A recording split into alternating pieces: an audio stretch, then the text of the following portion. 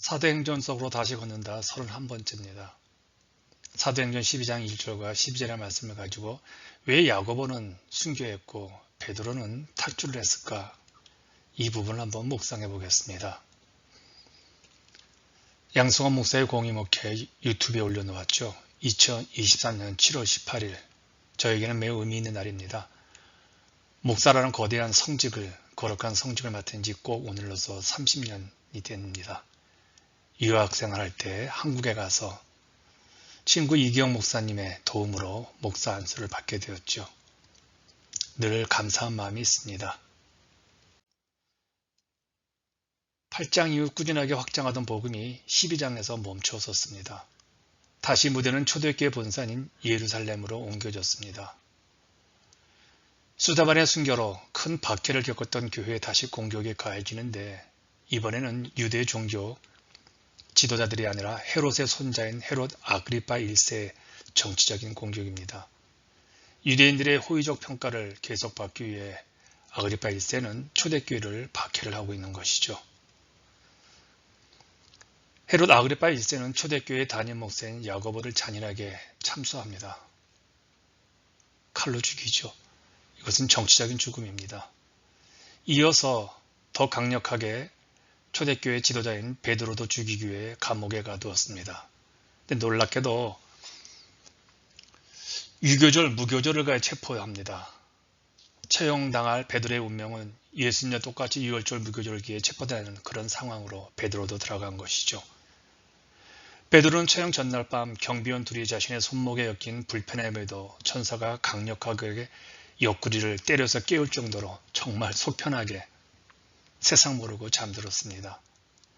천사가 베드로를 깨우고 옷을 입히고 문을 두 개를 지나는 이런 세밀한 성경적 표현은 베드로의 탈옥 사건이 허상이 아니라 역사적 사실을 구체적으로 보여주고 있는 것이죠.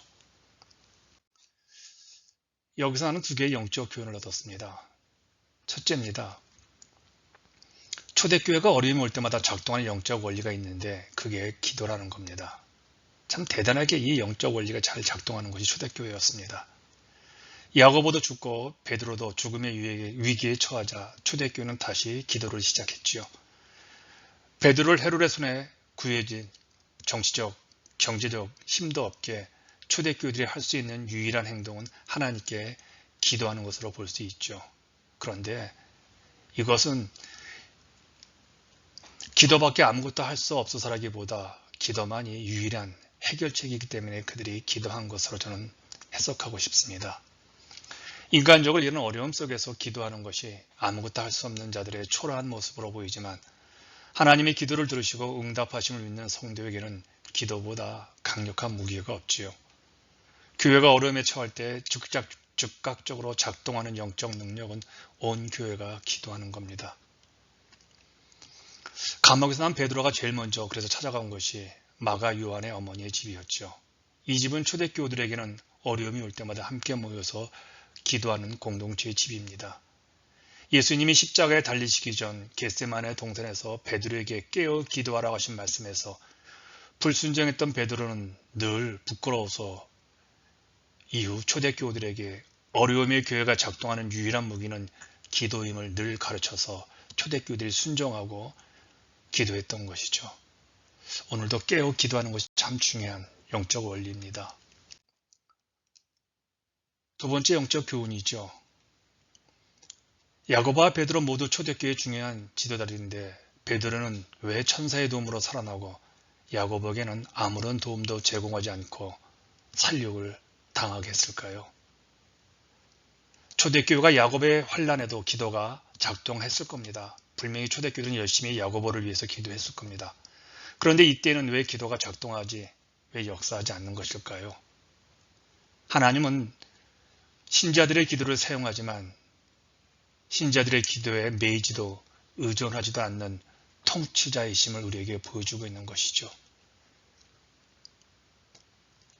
어려움 속에 있을 때 어떤 신자는 하나님의 구원을 경험합니다.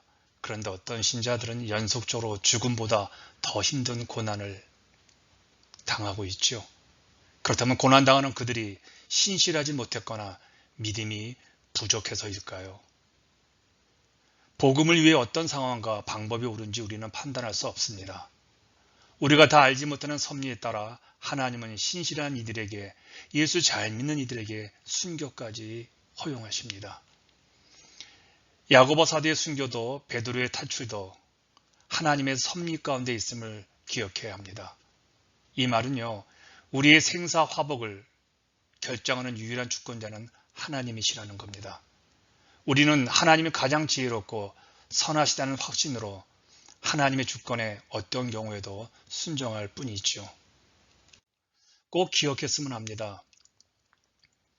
고난은 누구에게나 옵니다. 예수님이 유월절 어린 양으로 십자가에서 죽으셨듯이 야고보와 베드로처럼 우리에게도 고난이 임합니다.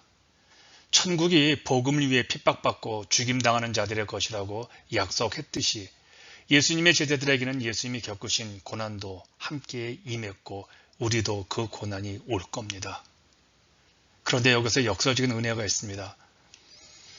예수님이 고난을 통해 영광과 존귀함을 얻듯이 우리가 겪는 모든 고난도 함께 기도하는 교회 공동체 동역자들과 함께 영광을 경험하게 된다는 겁니다. 여전히 어려움에 작동하는 믿음에 올리는 기도입니다. 찰스 스탠리가 말했죠. 하나님 앞에서 기도의 무릎을 빨리 끊을수록 문제의 해결책을 빨리 얻을 수 있습니다. 그렇습니다. 믿음의 가장 좋은 습관은 기도입니다. 그래야 환난 가운데 기도가 작동하게 됩니다. 특별히 개인적 마가의 다락방 같은 그런 기도의 초소를 마련하십시오. 오늘도 어려움에 처했는데 환난의 바람에도 기도로 작동케 하여서 애쓰고 노력하는 여러분들을 응원하겠습니다.